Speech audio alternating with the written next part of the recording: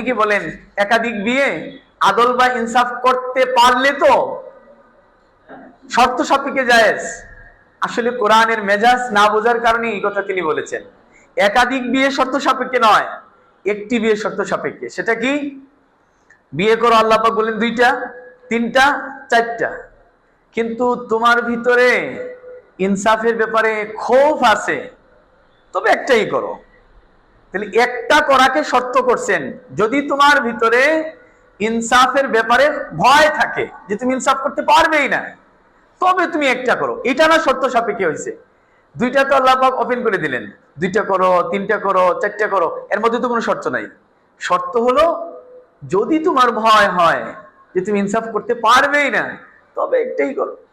শর্ত তো 4 নম্বরে। এখন সবাই কথাকে উল্টায়া বলতেছে একাধিক বিবাহ ইনসাফের শর্ত আছে। এই জন্য খলিফা মামুন রশিদ গালেবান একবার ওনার দেশের সব কাজীকে, যাদের একাধিক স্ত্রী ছিল না, বরখাস্ত করে দিলেন। তো জিজ্ঞাসা করা হলো এই সিদ্ধান্ত কেন নিলেন? তিনি বললেন, যারা নিজের 2 স্ত্রীর মাঝেই ইনসাফ করতে পারবে না, তো তারা আবার দেশের জনগণের মাঝখানে ইনসাফ কেমনে করবে? একজন কাজীর দায়িত্ব তো হলো ইনসাফ করা। যার এত ভয় 2 বিবির মাঝে ইনসাফ করতে পারবে না, সে কাজী হয়ে আবার এত মানুষের মাঝে ইনসাফ করবে কেমনে? সুতরাং তাকে বরখাস্ত করে দিয়েছেন। যাই হোক, এটি রসিকতার কথা, কিন্তু মৌলিকভাবে কথা হলো বহু বিবাহের জন্য ইনসাফের এই কজটাকে দেখানো হয় বাধা হিসাবে।